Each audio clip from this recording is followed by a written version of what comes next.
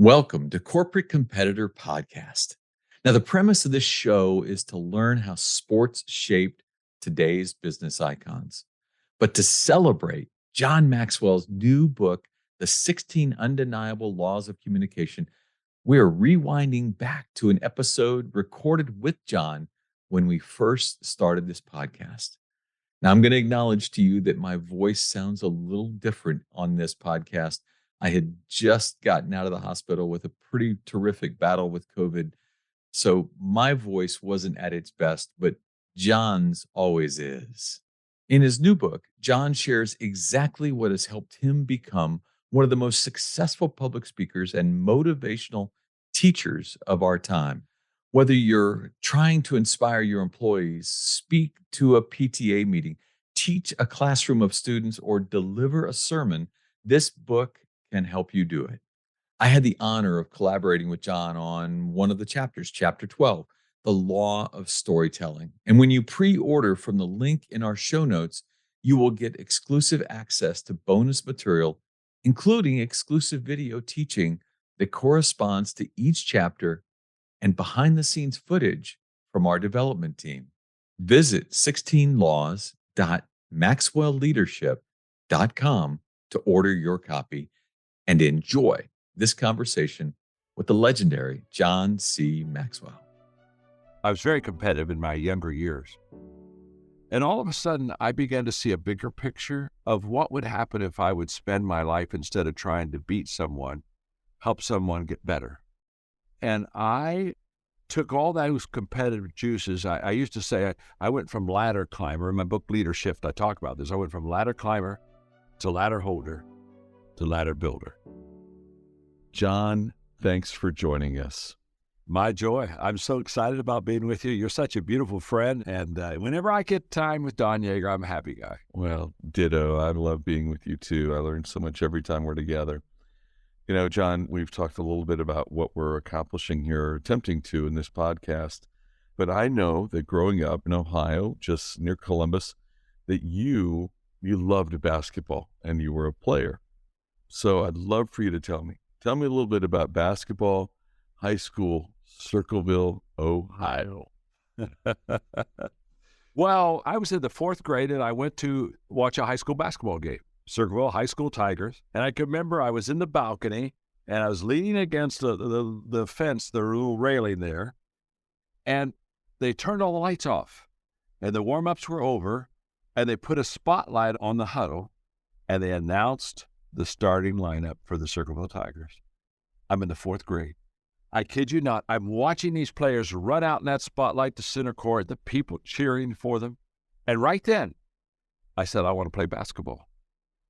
And I went home and I said, Dad, I want to play basketball. I just saw them introduce basketball players. I want to be a basketball player. My dad, he was such a wonderful father. So he literally cemented our drive, and against the garage, he put up a backboard. And at that time, he was overseeing, it was a superintendent of probably a couple hundred churches. And so he's building my basketball court for me, and he doesn't get the rim up, and he has to go out kind of an emergency for a day and a half. And he said, I'll be back, and I'll put up the rim. I said, that's okay. I got my Spalding basketball. I got my concrete drive. I got my backboard. I could still see him pulling out of that driveway. I'm waving to him. I'm just dribbling for maybe 2 or 3 minutes. And then I took the basketball and I threw it up against the backboard. Of course, there's no rim. And it hits the backboard. It just rolls off the side into the grass. And I never picked it up until Dad came back. And that was the day I realized it's really not fun shooting a ball unless you have a target. It was one of the first leadership lessons I ever had in my life. If you don't have a goal, you lose all of your incentives. You know, people when they go bowling, they say, well, I just do it for the fellowship. I said, then remove the pins. You know, I mean, just, hey, roll that ball down that alley and watch it clunk against the back of it. And how many times you going to pick up that ball and throw it without having some kind of feedback of whether you know, how well you did? But that launched me the Circleville Tigers and the introductions. And then I got my basketball court. I was on my way. In 5th grade, 6th grade, I was in community basketball. And in the 6th grade, our team from Franklin School got into the championship. And it was at Circleville High School. It was at the place where I'd seen the big boys play with the lights out and the spotlight on. I kid you not. I was so excited to be on that basketball court. I went straight over to the sideline of the bench where the Circleville Tigers sat in their huddle. And I sat there, Don. I'm in the 5th grade. And I closed my eyes so that I can turn the lights out in the arena. I closed my eyes and I audibly said, and started at guard, John Maxwell. I opened my eyes and I ran out to the center of the court, just like the players, and just imagined all the people clapping. And all the other people on the team, they're like, what are you doing? I said, I'm introducing myself. Someday I'm going to run out on this court and they're going to introduce me as the guard for the Circleville High School Tigers. Literally, that's what launched me into my basketball career right there. Wow. I love it. What a great lesson, both on the goal, but also the idea that you visualized the opportunity, and that was so important to you. Oh, huge. Just huge. It was. What was the greatest influence? Who was the greatest influence as you developed and as your love for sport continued to grow? Well, I grew up in Circleville, 20 miles south of Columbus, Ohio. So get the picture, 1960, 61, 62. I'm in 60, I'm 13 years old. And Ohio State had great basketball teams back there. They sure did. Jerry Lucas, John Havlicek, Larry Siegfried, Mel Knoll, Joe Roberts. All 5 of those players went on to the pros. All 5 of them. I think it's the first time that I know of in college basketball where all of them went there. And so I fell in love with the Ohio State Buckeyes. And later I became a wonderful friend of Jerry Lucas's, and John Havlicek spoke at our high school banquet.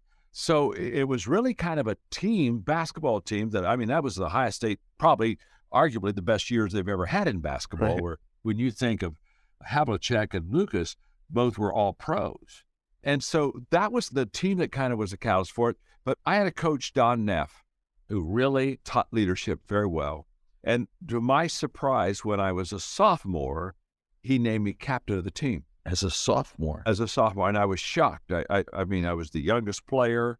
Everybody was shocked, and I'll never forget. Coach Neff said, let me tell you what I'm doing here. He said, he's the youngest, but there's nobody on the team that wants the rest of you to succeed as much as him. He claps and cheers and smacks your butt every time you're coming down the court. And he said, he's just the cheerleader. So I was a captain at a very young age. And really, you talk about how this applies to your life, just like it's no fun to throw a basketball unless you have a goal. Every 4th quarter, especially my junior and senior year, every 4th quarter, at the timeout when we were breaking for the last quarter, he'd hold me back. The rest of the team would go to the floor, and he'd look at me. He'd say, John, I need you now. I need you now. Take the ball. Help me out. Let's win this game. And I kid you not, the empowerment that I felt as a 16-year-old kid, I need you now. I need you now. And he would say, John, you don't have to shoot the whole game, but I want you to shoot at the first of the game to get us started, and I want you to shoot the first of the 4th quarter to get us on a roll.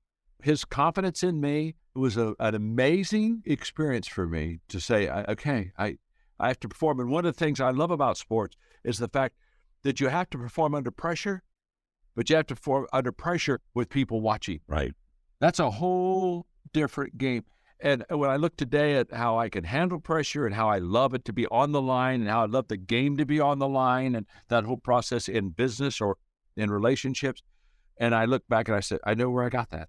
I got that when the 4th quarter huddle broke and Coach Neff would hold me back, look me right now. I said, I need you now. I got to have you. Perform big for me.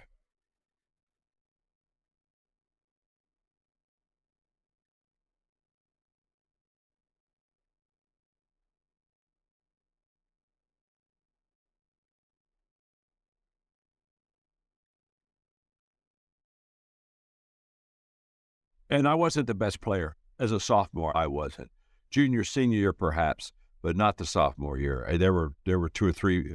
I would probably be about maybe number 4 then. But yeah, the attitude, the spirit, he says, you're going to be the captain. Yeah, that's right.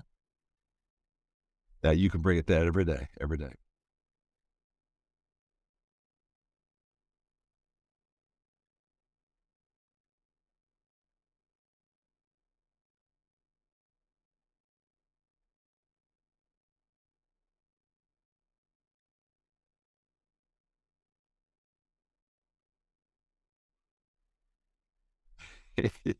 Well, first of all, my father didn't do sports.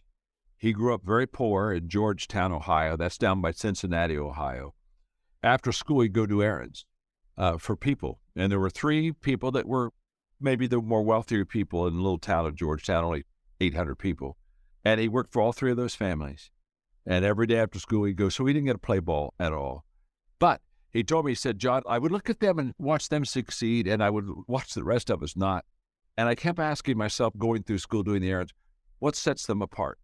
And he said, I came to the conclusion by a junior in high school that what set them apart from the rest of us is they thought differently than we did. And he said, they loved me. I did errands, and I hung around with them. And he said, I adopted their way of thinking. It wasn't the way of thinking that I had about home. I adopted their way of thinking. And when I wrote the book, Thinking for a Change, when I wrote that book, it was out of that conversation, my father. But he was growing up right after the Depression when a lot of people were poor. And yet my father held, when people were in lines for food, my father had 3 part-time jobs. This is an incredible story. And again, he learned from them how to think. And he would go to the hardware store, local hardware store, say, I know you can't pay me today, but I love to work. So could I just work for you for free? You just tell me what you want around the store, and I'll do them. And the owner said, well, I can't pay you. I know, it's okay. Just, what would you like, Dad? And Dad would work all day for him for free. And at the end of the day, he'd come up and shake his hand and say, thanks for letting me work for you today. I just really enjoyed it. And the store owner would say, well, son, you worked hard. I wish I could do something for you. Oh, he said, you can. He said, if we get through this little difficult financial, if you ever can't afford somebody, need somebody part-time, maybe a day a week or whatever, just remember how hard I work and call on me. And then the next day, he'd go to the grocery store, and we went to all the stores in town and did the same thing. I'll work for free. It's okay. In 1 month, he had 3 part-time jobs. In the Depression, everybody else is standing in line. Yep. Same town, same situation, just totally thought differently.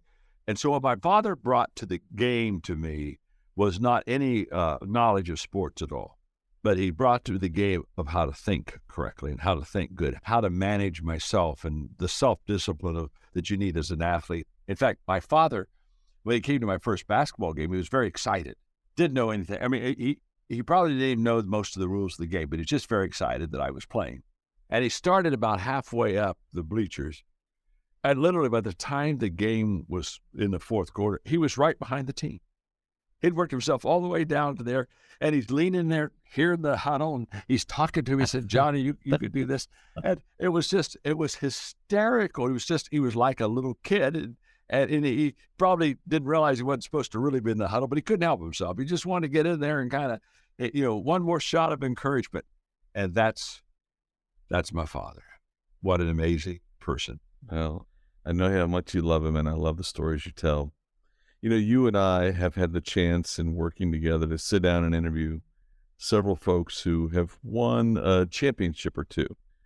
Guys like Urban Meyer and Rick Hendrick and Mike Matheny, then of the St. Louis Cardinals, and David Ross, today manager of the Cubs. What are some of the ways the lessons we learned in those interviews became part of what you taught to other corporate leaders? Well, when I think of Rick Hendrick, of course, with NASCAR, he's a beautiful man. I love this man. Of course, he has 3 teams, and it's all under Hendrick Motors, but I mean, he's got 3 different teams out there racing competitively on race days. And one day he called me on the phone. He said, John, I've got a tough assignment for you. I said, well, what is it? He said, I want you to come and I'm going to bring all 3 of my teams together. I want you to spend about an hour and a half with them. And I want you to talk to them about how to cooperate together when they're competing against each other. Yeah. I said, I don't know if I can pull that one off. Honest to God, it's almost like this is not a natural mix because you got these competitive athletes. And what was happening is, they were trying to get the edge over each other because they wanted to win on the track, and yet you're wanting to also share information so all of you get to better. I probably worked harder on that talk than any other, and I came up with 5 or 6 things of how to complete one another while you compete with one another. Wow. But Mr. Hendrick really understood that even though he had 3 different groups under his name, that their greatest value is supporting and needing each other. He understood that the more he could get them to talk together, the better the teams would play. And he was just a wise man and a very wise leader. Of course, you know John Wooden better than I did, but I spent some time with him, and I asked him what he missed the most about coaching. I'm sure he told you the same thing, and he said practice.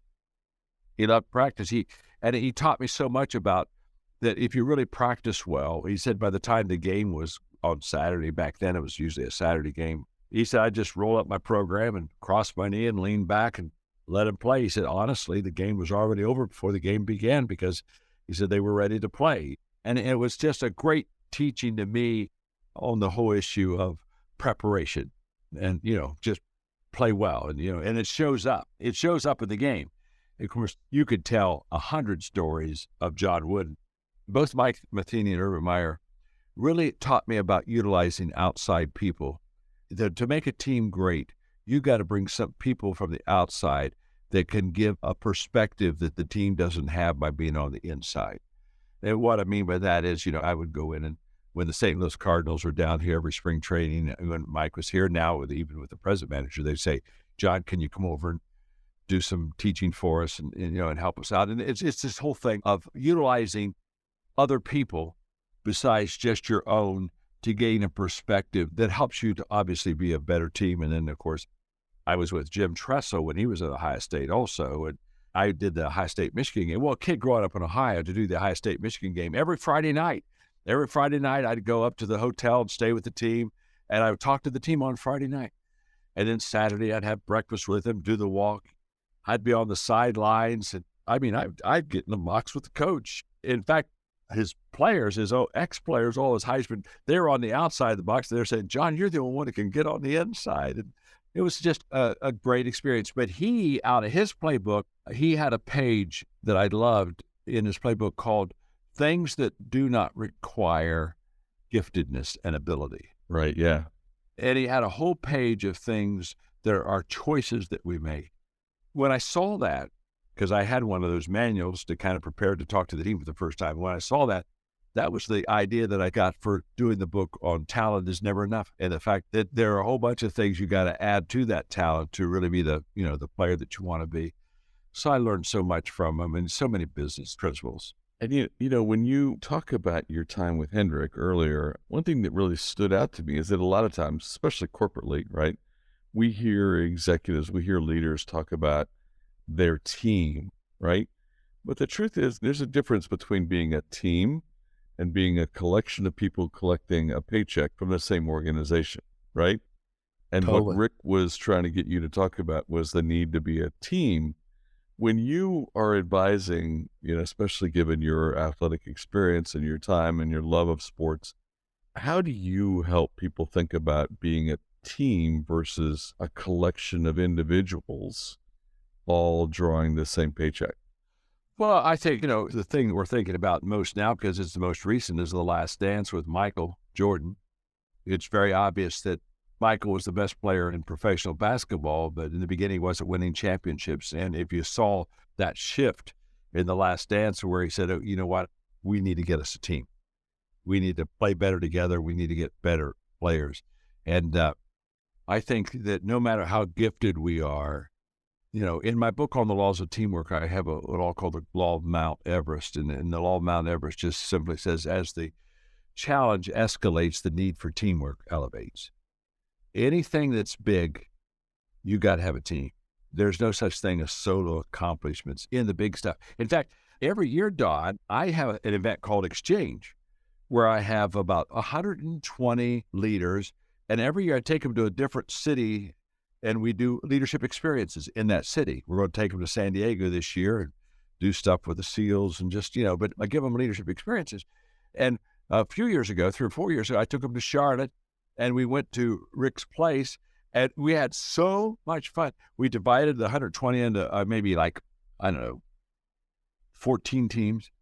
And they did the change the tires drill. Here's the tires, right? Yeah. On the cars. And we had the timekeepers and the whole crew there teaching, training them how to do that. 2 hours of, you've never seen business people so excited in your life putting on those tires and trying to win in that competition. And what was huge is we did it, I think, with 4 maybe runs at it. And every time they got better, they could see their improvement. And it was just It was a blast. Yeah. And each time they figured out how to get better. I got the chance to be there with you, which was pretty fun.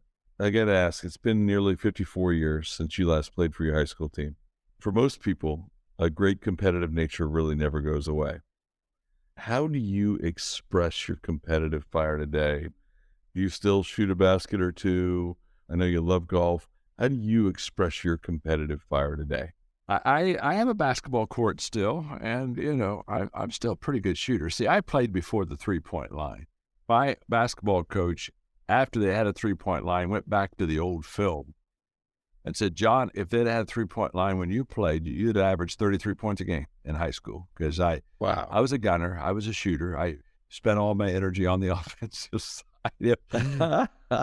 It was kind of like to the big boys, I'd say, would you get the ball? I'm running down the court. Could you just get the ball and Make sure to hit me on the outlet. Look down the court, because the one person's not boxing his opponent out. I mean, can you throw me a pass here? I'm ready to score. So I still love and I play golf. You know what's something that's very interesting? Because when you ask that question, I'm not near as competitive as I was. I'm 73. Maybe it's an age thing, but let me tell you, I had a transition that was pretty big in my life. I was very competitive in my younger years. And all of a sudden, I began to see a bigger picture of what would happen if I would spend my life, instead of trying to beat someone, help someone get better. And I took all those competitive juices. I used to say I went from ladder climber. In my book, Leadership, I talk about this. I went from ladder climber to ladder holder to ladder builder. And I have got into the multiplication game now. I've had a lot of success under my belt, but I can honestly say today, helping other people pass their expectations and succeed is a much greater reward to me than doing it myself. I know what I can do, and I know I can do it very well. But to help somebody else exceed their expectations, and I'll have to say my competitive nature has done two things. One is it's been now literally put into the hands of others where I want to make them better. Sometimes I think I want them to do better than they want to do themselves. And then the other part is I'm still very competitive with myself. And what I mean by that is just very much I love to improve myself and get better. Yesterday ended last night, and I've just committed to whatever was best yesterday has to become better today. So don't rest on the best. I pretty much say if best is always for the moment. Yeah. But the moment that moment is over, best becomes the foundation for tomorrow. I build on best. How could I have done that better? How could I have written that chapter better? And I'm always tweaking and improving. So I think my competitive nature has gone into self-improvement, and it's gone into pouring into other people and having a great satisfaction of watching people probably do more than they would have done if I wouldn't have come into their life. I've always wanted to ask you, though, were you a trash talker? Yeah, I was. I knew it. I'm ashamed to say it, but I in fact, back in our day, I mean, I'm talking about 63, 64, 65 in high school, we had a 6'8" boy, and we always got the opening tip. And I got the ball coming down the court. I would tell my guy, I'm about to score on you. I'm going to tell you, I'm not passing the ball. I'm not going to pass the ball. I'm just going to score on you. And I loved it. I loved to get that mental edge over them as quickly as I could. But I was in fact, I was totally indecent, to be honest with you. Yeah. In fact, I was a better trash talker than I was a player, to be honest with you. That's true of most of us, my brother. But I got in their heads. I got in there. Oh, my gosh. Yeah. And if I scored that opening bucket on it, it's over. It's over now. I am talking to you the rest of the way home. You might as well go sit down. Go get you a friend to come out and play against, because it's over for you. So anyway. So the premise of this podcast is that the statistics stand out there, that those who have participated in sports, those who lead today, many of the great companies that are being led throughout the world today are led by people who had a great history or had a history of competitiveness associated by their time on fields or courts. Do you agree with that premise? You've interviewed probably more leaders or spent more time than just about anyone that I've ever met in history. Agree with the premise? I agree with the premise. I think there are two things that make great leaders. One is sports, or getting into competitive games at an early age. There's so much lessons you learn out of. And I think the other one that I've watched great leaders be formed out of major adverse situations. Yeah. They were either playing some kind of a competitive sport, or they came through the fires and refined themselves through the fire to come out on the other side. And I find those two common lanes I would almost tell you the vast, vast majority of people have done one or the other, and many of them have done both. Both. Yeah. Mm-hmm. Yeah. Obviously, in your career, you were a pastor. You led, churches, in several places.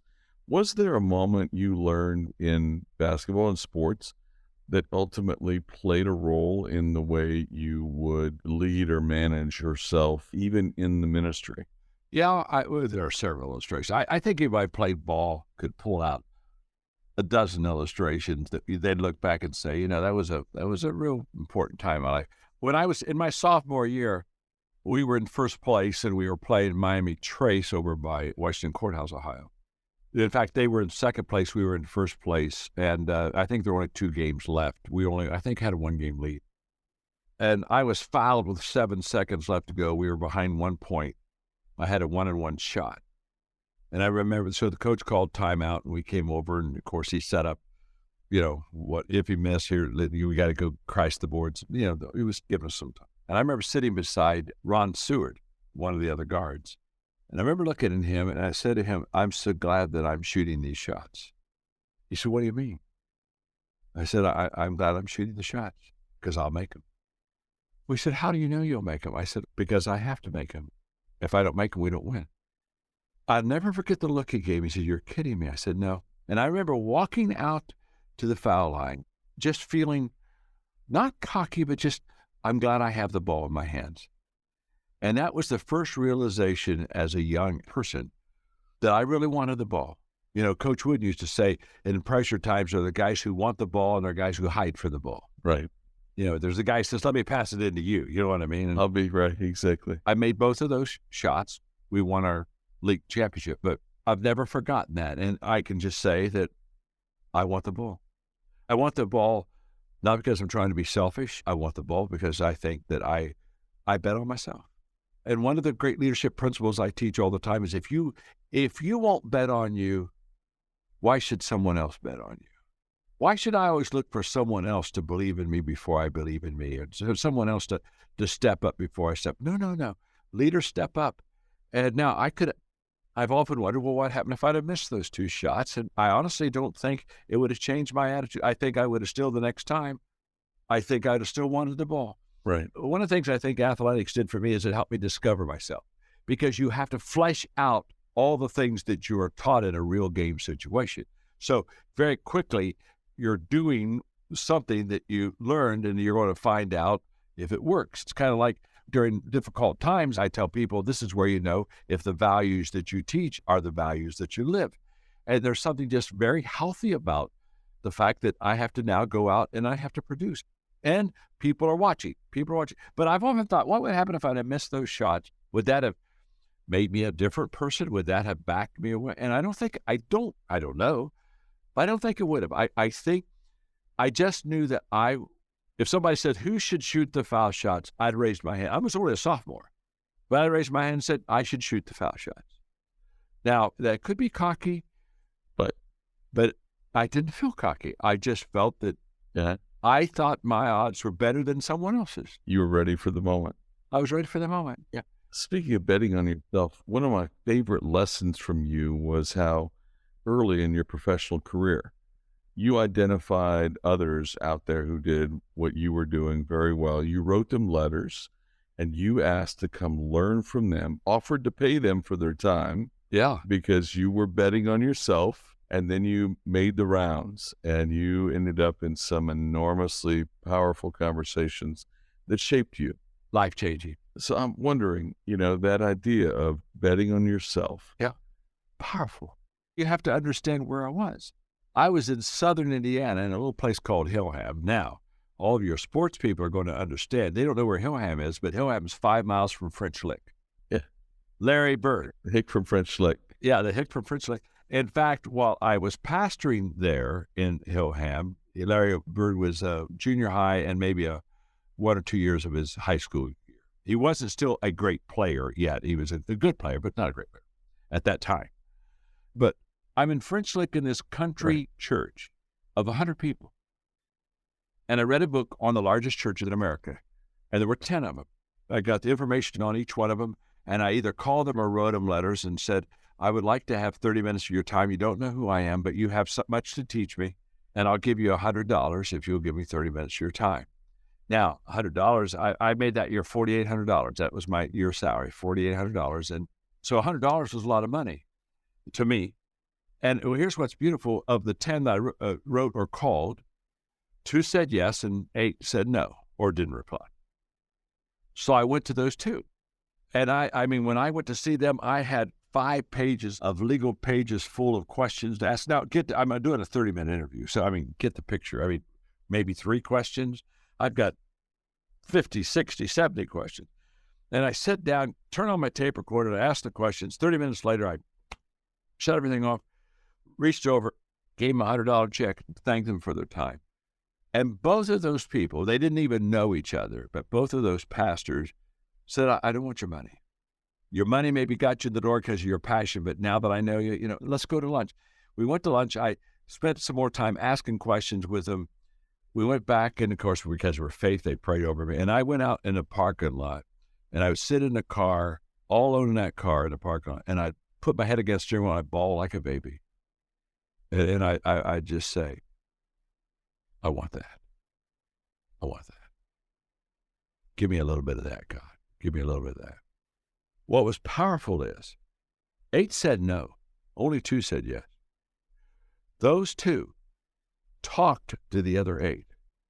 Said, we met this kid. He's from a little country church, but this boy, you got to meet him. Literally in 3 years, those 2 got me into the other 8. It's a huge principle to me, and the fact that so many people, they say, well, I didn't get what I wanted, so I just didn't do it. And I said, I don't know when I've ever gotten what I wanted at the beginning. I'd never get what I want. I just get what I'm going to get. You got to take what you're going to get. You got to do something with what you're going to get. It's like the kid, one time I was speaking to 2,000 people at a leadership conference and signing books, long line, and the kid comes up to me and says, man, he said, this is great. He said, I've decided I want to do what you do. I said, well, that's good. I said, let me ask you a question. I said, do you want to do what I did so you can do what I do? Hey, of course you want to do what I want to do. We all want to do what somebody that's a star is doing. The question is not, what do you want to do that? Do you want to did? Hey, forget the do, go back to the did, And if you don't do the did, you don't get to do the do. So just go back to the did as quickly. And it was just a beautiful lesson. Transcribing that's going to be something else. I can't wait to try to come up with that. Well, it's, when you get done transcribing, it's just going to be a bunch of doo-doo is what it's going to be. Okay. But the point being, walk through the door you got open. Right. So much of life happens after you move. My father used to, give me the little story. You probably heard it. 5 frogs on a log. Right. 4 decide to jump off. How many frogs are left? And first I said, well, 1. Dad said, no, 5. Dad, you said 4 frogs decided to jump off. How many are left? There's 1. He said, no. Just because you decide to do something doesn't mean you did it. Yeah. So often I'd look at people, they said, well, I didn't do that. I was hoping for a better opportunity, and I look at it and say, if the door is just cracked open, go through that door. Action attracts what you're going to need.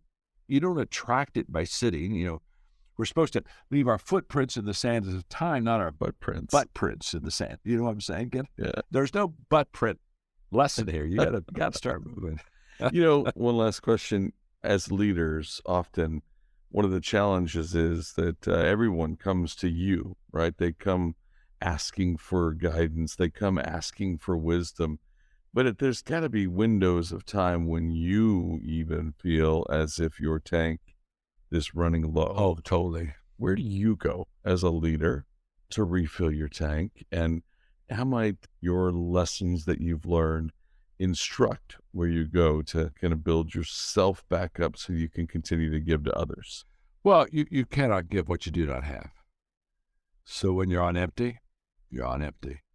the quickest way to get back to where you want to be with a full tank is to quickly go fill up. And I have three sources.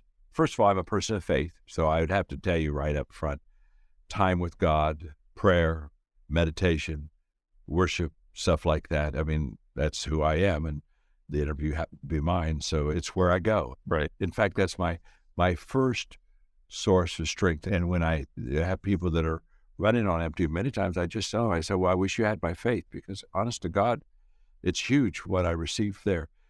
But the second place that I do is I pull away. I get away from everybody. Totally opposite of what you think. I find great refueling in spending time by myself, thinking, again, praying, listening to, I take walks about every day, and I listen to podcasts. I'm a podcast junkie. I have a 5-minute rule on a podcast. Either hit it in 5 minutes or I'm gone. I can tell you the good ones. I can tell you the bad ones. But on an average walk, I'll get 3 to 5 ideas off of an average walk. And I stop walking. If I get an idea, I say, oh, I got to get that. I got to get that now. Because I learned a long time ago that the moment you receive something, you have to have a place to put it. Because the number one time waster is looking for things that are lost. And the reason they're lost is you didn't have a place to put it. So I'm very organized and I have places to put. So when I watch and listen to your podcast, I'll be stopping and taking notes. And then I go back on, because how many times we read a book and a month later we're going through that book saying, I know I read that in there and it was so good. And we waste 20 minutes looking for something that we filed it the first time. We never had to look for it again. So I refuel myself by pulling away and then being very intentional in refueling myself. There are some people that just fill me up, and there's some people that drain me. Hey, there's some people I hang around with them, didn't do anything. Hey, my tank is empty. I just filled it up and oops, what happened? I must have a leak in my tank somewhere in that whole process. The third thing I do a lot of that just has been very helpful, I call them the bookends of success. And it's the front end is preparation and the back end is reflection. And I think all is well that begins well, and I think all is well that ends well. Every time I need to refuel myself, I say, okay, what do I need on the front end to get the tank started? And then on the back end, okay, what am I learning from this, and what am I receiving from this? I'm a pretty big reflector. Reflection turns experience into insight. So when people say experience is the best teacher, it's not true at all. I know people that are getting a lot of experience. They're getting older, but they're not getting any better. Uh-huh. It's only if I can evaluate that experience and pull out of it that I really refuel myself and grow myself. And so those are some things I do. John, you've given me so much over the years, so much more even today. So grateful. I hope that when you listen to this podcast, you'll agree the first 5 minutes were strong, and you'll be able to. I'll be able to keep you for minute 6. Now let me tell you how this is going to work. When you have other people on your podcast, I'm going to listen. I don't listen to myself at all. I say once is enough for me. Early years, I would listen to myself after it was taped or something. I did it about 3 times, and I was so disappointed that I just quit. So when I'm on your podcast, I won't even turn that down. But when you have all the other great sports leaders, I'm going to be a subscriber, my friend. Because I know you. You're one of the greatest teachers, one of the best storytellers I ever have met. And I know that you're going to maximize the people you have on your program. And I'm very excited for your podcast. And I'm telling everybody about it. I'm just saying, hey, that's someone you want to listen to. Because trust me, I've listened to plenty bad ones. Trust me. When you find some gold, you just point to everybody and say, there's some gold over there. Go get it. John Maxwell, I love you. I appreciate you, brother. Thank you very much. Thank you. Love you too. Very much.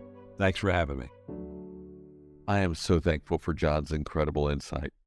Remember when he told the story about his very first basketball hoop that had no rim? He said, when I shot the basketball and it bounced off the backboard, I realized it was not fun shooting a ball unless you have a target. That was the first leadership lesson John learned from hoops. If you don't have a goal, you lose all your incentives. If your team does not have a goal that they helped create, they will lose all of their incentive. I want this conversation to have lasting impact. So for a free outline of all the best advice from this conversation, visit corporatecompetitorpodcast.com. If you could share one habit, one thing you've done consistently that allowed you to separate yourself from your competitors, what would it be? In my 30-year career, 2,500 of the greatest athletes, coaches, and leaders answered that question for me. This is Don Yeager, who did that article I was telling you about. Don, Dave Sims with Coach K. How you doing? Hey, Don. How you doing, my man? Great, sir. What they gave to me is what I'm giving to you in my online course, Journey to Greatness. Through engaging storytelling and on-demand videos, you will learn the 16 habits that will jumpstart your personal growth. I will instruct you on how to apply these winning characteristics to your life through custom workbook exercises. We are slashing the price for our podcast listeners. Lifetime access to Journey to Greatness is normally $399, but for our podcast listeners, it will be $49 with the code podcast at checkout. Click the banner on corporatecompetitorpodcast.com to enroll. Thanks for listening to the show. I would be so grateful if you left us a rating and a review. We will be rolling out a new episode every Wednesday. To be the first to listen, subscribe to the podcast on our website, corporatecompetitorpodcast.com. Plus, as a thank you gift, you will receive a free chapter from one of my best-selling books on the habits of high-performing teams. Stay in touch by connecting with me on social media at Don Yeager, Yaeger, on Twitter, Facebook, Instagram, and LinkedIn. Until next week, I appreciate you.